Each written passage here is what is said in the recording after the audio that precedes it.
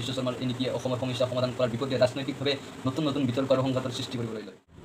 লাখ লাখ শৰণাৰ্থী অসমত প্ৰৱেশ কৰে। এই অনিয়মিত প্ৰৱেশে অসম আৰু অসমীয়াৰ জাতি মাটি ভেটি ভাষা সংস্কৃতি ঘৃণা নকৰোঁ, নম্বৰ 1। নম্বৰ 2 হৈছে আমি ঘৃণা কৰোঁ ভাৰতীয় সৈনিকক, যিয়ে আমাক শত্ৰু হিচাপে আমাক অপমানিত কৰে, নাৰী নিৰ্যাতন কৰে, অসমীয়া সংস্কৃতিক মানে লুপ্ত কৰিব যিয়ে বিচাৰে তাক আমি ঘৃণ কৰোঁ আৰু তাৰ ওচৰত তাৰ অসমীয়া মানুহে চৰকাৰৰ আঁচনি আৰু চৰকাৰৰ ফকতীয়া কেইটামান টকাৰ পিছত দৌৰি নিজৰ সকলো বিক্ৰী যে গৈছে সেয়া কথা ভাবিবলৈ সম্ভৱ। নমস্কাৰ। স্বাধীনতাৰ আগৰ পৰা অসমত বহিৰাগত লোকে প্ৰৱেশ কৰিবলৈ আৰম্ভ কৰে, বিশেষকৈ বাংলাদেশৰ লোকে। 1971 চনত বাংলাদেশৰ লাখ লাখ শৰণাৰ্থী অসমত প্ৰৱেশ কৰে। এই অনিয়মিত প্ৰৱেশে অসম আৰু অসমীয়াৰ জাতি মাটি ভেটি ভাষা সংস্কৃতিক বিপদাপন্ন কৰিলে। 1979 চনত মংগলদৈত লোকসভা নিৰ্বাচনত ভোটাৰ তালিকাত এজনকৈ বহু বিদেশী ধৰা পৰে। এই ঘটনাই বিস্ফোৰণ ঘটায়। ASU অৰ্থাৎ অল আছাম ষ্টুডেণ্ট ইউনিয়ন আৰু AAGSP অৰ্থাৎ অল আছাম গণ সংগ্ৰাম পৰিষদৰ নেতৃত্বত আন্দোলন গঢ় লৈ উঠে। আন্দোলনৰ মূল উদ্দেশ্য আছিল বিদেশীক চিনাক্ত কৰা, নামভৰ্তি তালিকাৰ পৰা আঁতৰোৱা আৰু তেওঁলোকক ওচৰ এখনলৈ উভতাই পঠিওৱা।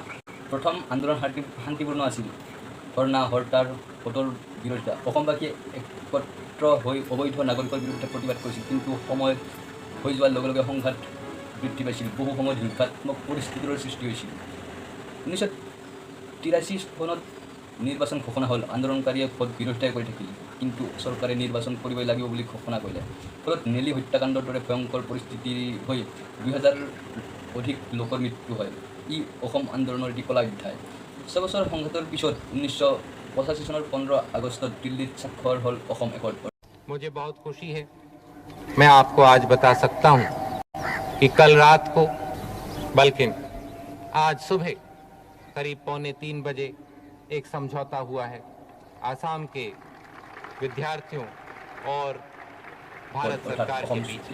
চুক্তিৰ মূল উদ্দেশ্য আৰু ধাৰা আছিল 1971 চনৰ মাৰ্চ মাহৰ 24 তাৰিখৰ পিছত অহা অবৈধ বিদেশী হিচাপে চিনাক্ত কৰা, চোৰাং প্ৰৱেশকাৰীক চিনি পঠিওৱা আৰু অসমীয়া ভাষা সংস্কৃতিক সুৰক্ষা কৰা। এই অসম একৰ্ড স্বাক্ষৰ হোৱাৰ লগে লগে পিছত লাহে লাহে আন্দোলন শেষ হ'বলৈ আৰম্ভ কৰে আৰু ASU অৰ্থাৎ সৌদ অসম ছাত্ৰ সন্থাৰ নেতৃত্বত গঠন হ'ল নতুন এটা ৰাজনৈতিক দল, নাম অসম গণ পৰিষদ। আন্দোলন শেষ হ'ল, স্থবিৰ হ'ল, কিন্তু বিদেশীৰ সমস্যাৰ মূল সমাধান আজিও সম্পূৰ্ণ নহ'ল। NRC, চিটিজেনশ্বিপ এমেণ্ডমেণ্ট এক্ট অৰ্থাৎ কা, এইবোৰে আজি আটাইতকৈ ডাঙৰ বিতৰ্কৰ সৃষ্টি কৰি আহিছে। মানে সমস্যা ওলায়ে থাকে, কিন্তু সমাধান কোনেও নকৰে। অসম আন্দোলন কেৱল বিদেশী সমস্যাৰ প্ৰতিবাদ নহয়, ই আছিল অসমীয়া জাতিৰ জীৱন মৰণৰ যুঁজ। এই আন্দোলনে শিকাইছিল জনতাৰ একত্ৰিত হৈ শক্তিশালী হোৱা। 1979 চনৰ পৰা 1985 চনলৈ অসম আন্দোলনৰ অসমৰ ইতিহাসত এক অমৰ অধ্যায় হৈ থাকিব।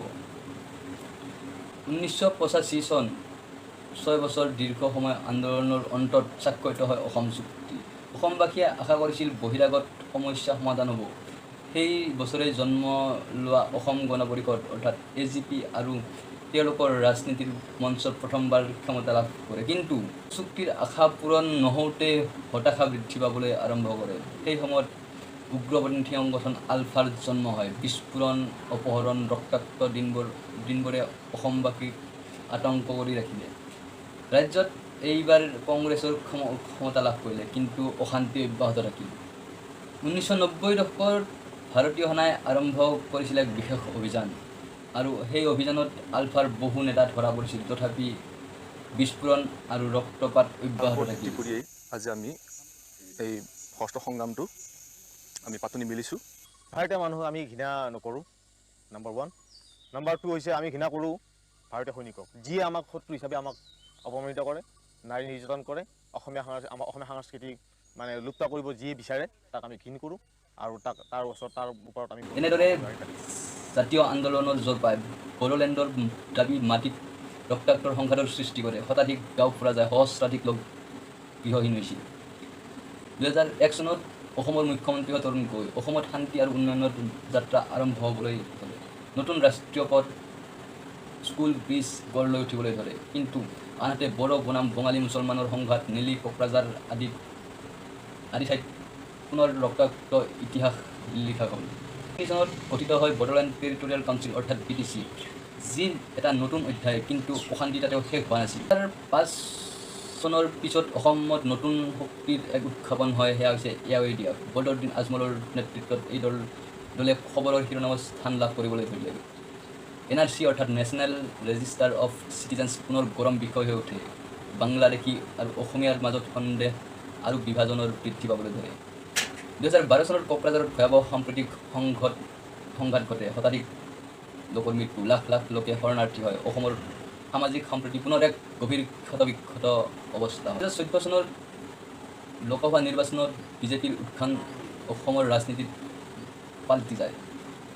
15 বছৰৰ কংগ্ৰেছে শাসন যাত্ৰা অন্ত হয়। অসম এখন নতুন ৰাজনৈতিক যাত্ৰাৰ দিশে আগবাঢ়ে, যি সময়ত আজিৰ NRC আৰু চিটিজেনশ্বিপ এমেণ্ডমেণ্ট এক্ট অৰ্থাৎ কা আকৌ ৰাজনৈতিক মূল বিষয় হৈ পৰে।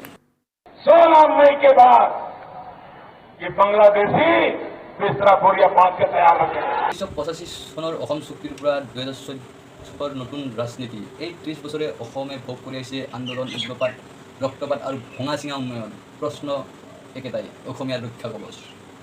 অসম আন্দোলনৰ ইতিহাস পৰিচয়ৰ লগতে দীৰ্ঘযাত্ৰা। 2014 চনৰ পৰা 2024 চনলৈকে অসমে ভোগ কৰি আহিছে নতুন যুগ। বিজেপিৰ উত্থান, NRC, কা আন্দোলন আৰু কঠোৰ ৰাজনীতি। 2014 চনৰ লোকসভা নিৰ্বাচনত বিজেপি অসমত এক নতুন অধ্যায় আৰম্ভ কৰে। কংগ্ৰেছ আৰু AIODFৰ শক্তি হ্ৰাস পায় আৰু প্ৰথমবাৰ অনুভৱ হয় অসমৰ ৰাজনীতি সলনি হ'ব, বিদেশী বহিষ্কাৰ কৰা হ'ব। কিন্তু 2016 চনৰ বিজেপি অসমত প্ৰথমবাৰ বিধানসভাত জয়লাভ কৰে আৰু সৰ্বানন্দ সোণোৱাল মুখ্যমন্ত্ৰী হয়। অসমৰ ৰাজনীতিত কংগ্ৰেছৰ 15 বছৰীয়া শাসন শেষ হয় আৰু এটা নতুন যুগৰ আৰম্ভ হয়। অসম চুক্তিৰ অংগীকাৰৰূপে আৰম্ভ হয় NRC। লাখ লাখ লোকে নথি পত্ৰ লৈ শাৰী পাতি থিয় হৈ থাকিল। 2019 চনত চূড়ান্ত NRC প্ৰকাশ পায়। প্ৰায় 19 লাখ লোকৰ নাম বাদ পৰে NRCৰ পৰা। কিন্তু এই বাদ পৰা যাত্ৰাই আনিলে অনিশ্চয়তা, আতংক আৰু আকৌ নতুন বিতৰ্ক। 2019 কেন্দ্ৰই নাগৰিকত্ব সংশোধনী আইন পাছ কৰিলে। অসমবাসীৰ বিস্ফোৰণ হয়, শিক্ষাৰ্থী, শিল্পী, সাধাৰণ লোক ৰাস্তাত নামি পৰে প্ৰতিবাদ কৰি।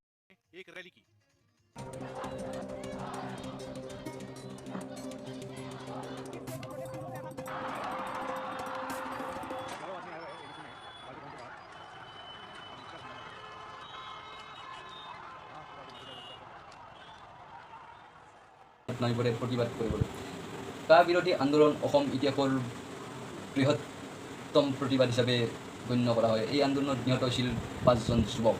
2021 চনত বিজেপিয়ে পুনৰ জয়লাভ কৰে। মুখ্যমন্ত্ৰী হয় এতিয়াৰ হিমন্ত বিশ্ব শৰ্মা। কিন্তু আত্মক্ৰমণ ৰাজনীতি, বুলডোজাৰ অভিযান, কঠোৰ নীতি সকলোৰে মাজত আলোচনাৰ কেন্দ্ৰবিন্দু হৈ উঠে।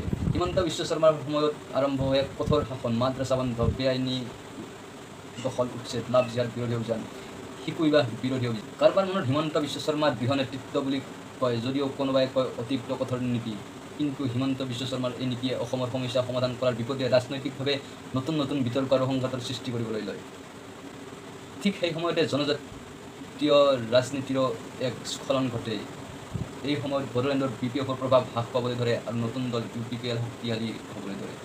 চাহ জনজাতি আৰু ক্ষুদ্ৰ জনগোষ্ঠীসমূহ অধিকাধিক দাবীলৈ আগবাঢ়ে। 2024 বিজেপিয়ে পুনৰ জয়লাভ কৰে। AIODF শক্তি প্ৰায় শেষ, কংগ্ৰেছৰ নিৰাশাজনক অৱস্থা। অসমত বিজেপি ডিমাণ্ডেড পাৱাৰ হিচাপে প্ৰতিষ্ঠিত হয়। তথাপি NRC আৰু কা ইছ্যু অসমবাসীৰ হৃদয়ত আজিও এক অমীমাংসিত প্ৰশ্ন হৈয়ে থাকিল। বিজেপিৰ উত্থান, NRC কা আন্দোলন, কঠোৰ নীতি আৰু দৃঢ় নেতৃত্ব। কিন্তু মূল প্ৰশ্ন আজিও একেই, অসমীয়াৰ পৰিচয়, জাতি, মাটি, ভাষা, সংস্কৃতি, এই অধিকাৰৰ যুঁজ কেতিয়া শেষ হ'ব? উত্তৰ এতিয়া আমাৰ ভৱিষ্যতৰ হাওঁফাওঁত। শেষত 3 ছেপ্টেম্বৰ 2025 চনত ভাৰত তথা কেন্দ্ৰ চৰকাৰে এখন জাননী জাৰি কৰে আৰু তাত লিখা আছে 1951 নহয়, 1971 নহয়, 2014 নহয়, 2024 চনলৈ অহা সকলো বিদেশীয়ে নাগৰিকত্ব লাভ কৰিব পাৰিব অসমত। ক'ব গ'লে এয়া এটা অসম আৰু অসমীয়াৰ বাবে হঠকাৰী সিদ্ধান্ত। লগতে আজিৰ অসমীয়া মানুহে চৰকাৰৰ আঁচনি আৰু চৰকাৰৰ ফকতীয়া কেইটামান টকাৰ পিছত দৌৰতে নিজৰ সকলো বিক্ৰী যে গৈছে, সেয়া কথা ভাবিবলৈ সম্ভৱত সময় নাই। নাগৰিকত্ব আইনখনৰ বিষয়ে সেইসকলে হয়তো এতিয়াও বুজিয়ে পোৱা নাই। নাগৰিকত্ব সংশোধনী আইনখন খায় নে পিন্ধে? জয় আই অসম।